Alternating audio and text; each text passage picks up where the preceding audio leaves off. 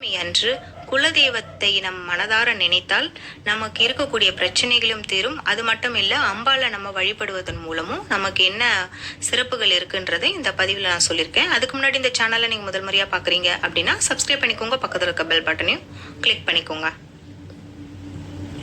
பௌர்ணமி அன்று குலதெய்வத்தை மனதார வழிபட்டு வந்தால், மனதார பிரார்த்தனை செய்தாலும் மகத்தான பலன்கள் பெறலாம். வீட்டில் இதுவரை இருந்த தரித்திர நிலையில் இருந்து நீங்கள் விடுபடலாம். பௌர்ணமியில் முழு நிலவு வானிலே பிரகாசமாக தோன்றும் அற்புதமான நாள். இந்நாளில் நல்ல அதிர்வலைகளில் உலகிலே வியத்திருப்பது சக்தி மிகுந்த நாளாகவும் காணப்படுகிறது. தேவி வழிபடுவதன் மூலம் உங்கள் வீட்டில் இருக்கக்கூடிய தீய சக்தியிலிருந்தும் விடுபடலாம். உங்கள் வீட்டிலே நன்மைகள் வந்து அடையும். அம்மன் கோயில்களுக்கு சென்று பௌர்ணமி நாளில் வழிபடுவதன் மூலம் உங்கள் வீட்டில் இருக்கக்கூடிய பட்ட கஷ்டங்கள் இருந்து நீங்க விடுபடலாம். அதுபோல வீட்டிலே விளக்கேற்றி, மாலை வேளையில் விளக்கேற்றி சந்திரனை தரிசித்து பிறகு லலிதா சரஸ்வரநாமம் சொல்லி வழிபடுவதன் மூலம் வீட்டிலே நீங்கள் இருக்கக்கூடிய பணவரவு உங்களுக்கு அதிகரிக்கும். வீடு போன்றவற்றை நீங்கள் உத்தியோகத்திலும் உங்களுக்கு நல்ல முன்னேற்றம் அடையும்.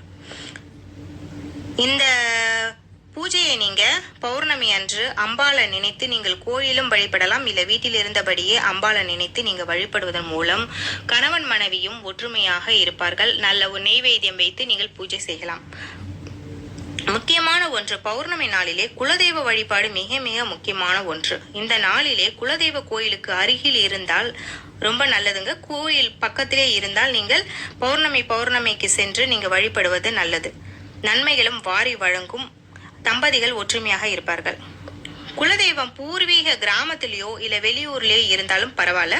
மாதந்தோறும் பௌர்ணமி நாளில் நீங்கள் செல்ல முடியவில்லை என்றாலும் பரவாயில்ல. வீட்டில் இருந்தபடியே வீட்டிலே விளக்கேற்றி குலதெய்வ வழிபாடு செய்யலாம். உங்களுடைய குலதெய்வ படத்திற்கு மாலையிட்டு அல்லது பூக்களால் அலங்கரித்து குலதெய்வத்திற்கு மனதார நினைத்து பிரார்த்தனை செய்து சக்கர பொங்கல், வெண்பொங்கல் போன்றவற்றை நீங்கள் குலதெய்வத்திற்கு படையிலிட்டு உணவை நெய்வேத்தியமாக செய்து வேண்டிக் கொள்ளுங்கள். அக்கம் பக்கத்தில் இருக்கிறவர்களுக்கும் கொடுத்து வாருங்கள். மாதந்தோறும் பௌர்ணமி நாளில் இந்த வழிபாடு நீங்கள் செய்வதன் மூலம் குலதெய்வம் உங்களுக்கு குலதெய்வ அருளும் கிடைக்கும். அது மட்டும் இல்லாமல் தம்பதிகள் ஒற்றுமையாக இருப்பார்கள். குழந்தை பாக்கியம் இல்லாதவர்களுக்கு குழந்தை பாக்கியம் உண்டாகும். இது போன்ற சில விஷயங்கள் எல்லாம் உங்க வீட்டில் நன்மைகள் அள்ளி கொடுக்கும். இதை போல நீங்க பௌர்ணமி குலதெய்வ வழிபாடு நீங்க வீட்டில் இருந்தே பண்ணால் உங்க வீட்டில் இருக்கக்கூடிய பிரச்சனைகளும் தீய சக்தியிலிருந்தும் நீங்கள் விடுபடலாம். இந்த பதிவு உங்களுக்கு பிடிச்சிருக்கும்னு நினைக்கிறேன். பிடிச்சிருந்தா லைக் பண்ணுங்க. நேர்மறை ஆற்றல இந்த பிரபஞ்சத்திற்கு வாரி வழங்கக்கூடிய ஒரு நாள் அப்படின்னு சொல்லலாங்க. இந்த அற்புதமான நாளானது வெள்ளிக்கிழமை வர்றது ரொம்ப ரொம்ப விசேஷம் அப்படின்னு சொல்லலாம். ஏன் அப்படின்னு பாத்தீங்கன்னா, அமாவாசை அப்படிங்கிறது ஆண் தெய்வ வழிபாட்டிற்கும், பௌர்ணமி அப்படிங்கிறது பெண் தெய்வ வழிபாட்டிற்கும் உகந்த ஒரு நாளா கருதப்படுது. கரெக்டா பாத்தீங்கன்னா வெள்ளிக்கிழமை அப்படிங்கும் போதும் பெண்கள் அதிகப்படியா வீட்டுல தீபம் ஏற்றுவாங்க. மேலும் கோவிலுக்கு செல்லும் பழக்கமும் இருக்கும். அதே நாள் பெண் வழிபாட்டுக்கு உகந்த பௌர்ணமி திதியில வர்றது ரொம்ப ரொம்ப சிறப்பு. இதை தாண்டி சந்திர பகவான் அப்படிங்கிறவங்க பாத்தீங்கன்னா மகாலட்சுமி தாயாருடைய சகோதரன் அப்படின்னு சொல்லுவாங்க.